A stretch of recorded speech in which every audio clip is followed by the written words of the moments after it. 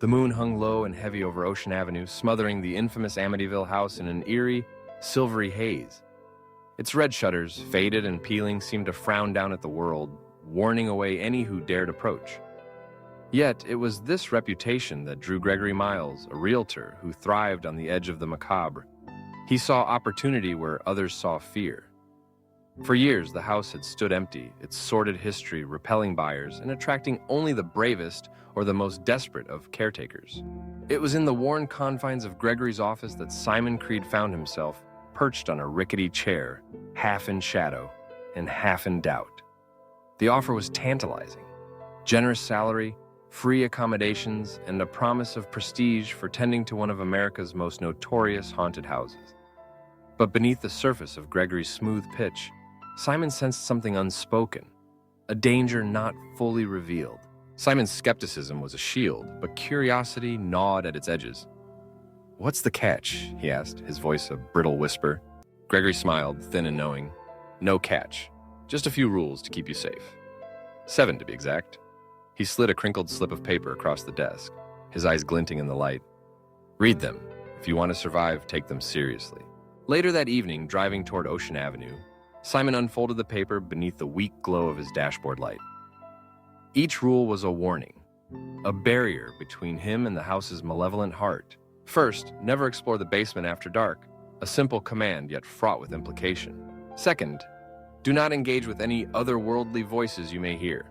The words seemed almost playful, as if mocking the idea that voices would ever call to him. Third, ensure all windows and doors are locked at night. A practical rule, but Simon wondered what would happen if he forgot. Fourth, avoid the master bedroom at all costs. The specificity unsettled him. What could be lurking there? Fifth, keep the kitchen light on at all times. The kitchen, the heart of any home, now a beacon against unnamed terrors. Sixth, if something touches you, do not look back. A cold finger of dread traced his spine. Seventh, trust no one. The simplest rule, and perhaps the hardest to heed. As Simon arrived, the house loomed ahead, its Gothic architecture sharp against the night sky, turrets and chimneys reaching up like grasping hands. He stepped inside, the air thick with dust and memories. Every floorboard groaned a warning. The house was not simply old, it was exhausted by the weight of its own legend. Simon began his duties with caution. He dusted ancient mantels and polished tarnished railings, always mindful of the rules. At dusk, he double-checked the locks and flicked on the kitchen light, watching its warm glow push back the shadows. Yet the house was never truly quiet. Whispers slipped through the walls, curling around his thoughts. Sometimes they called his name, other times they pleaded or screamed. He remembered Rule 2 and forced himself never to answer, never to acknowledge the voices that seemed to know his fears. On the third night, seeking comfort, Simon played music on his phone. The gentle melody soothed him, but a sudden flicker plunged the kitchen into darkness. For a moment, he felt a presence behind him, cold and insistent. He gripped the counter, refusing to turn to look back. When the lights sputtered on, the kitchen felt unchanged, but a gnawing sense of being watched settled over him, heavier than before. Days became a blur of repetition and tension. Simon's nerves frayed under the constant siege of whispers and fleeting shadows. He found himself drawn to forbidden places, his curiosity a moth to the house's flame. The master bedroom, sealed and silent, called to him with increasing urgency. On a night when exhaustion dulled his caution, Simon breached Rule 4. The door opened with a shuddering groan, releasing a wave of cold so intense it stole his breath. Inside, the room was a shrine to sorrow. Portraits with hollow eyes lined the walls, their gazes following him with silent accusation. Children's toys, dusty yet inexplicably pristine, were strewn across the floor. As Simon explored, the door slammed behind him, trapping him in darkness thick as oil. The whispers erupted into screams. Shadows writhed in the corners, and the air grew impossibly heavy. Panic surged. Simon banged on the door, shouting for release. In the gloom, a spectral child pointed to a shadowy figure lurking in the far recesses. Desperation clawed at him, and suddenly the door creaked open. Gregory stood outside, his smile now cruel. "I warned you," he said, his voice echoing oddly in the hall. "You broke the rules." The ordeal left Simon shaken, but the house was relentless. Whispers became wails. Shadows danced with malevolent intent. He wandered the halls, half awake, half dreaming. Strange lights floated before him, leading him to the basement stairs.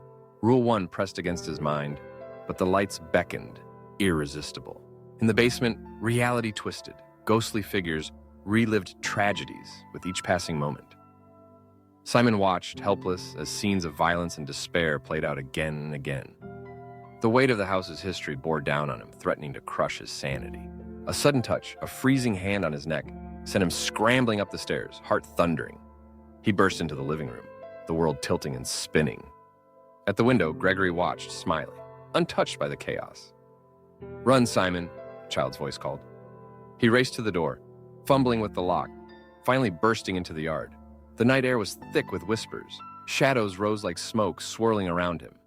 Every direction brought more figures, some familiar, some monstrous. Gregory's voice floated on the wind. "You didn't listen," he said, regret and pleasure mingling in his tone. Simon remembered Rule 7, trust no one. He backed away, stumbling over roots and stones until a cold hand seized his ankle.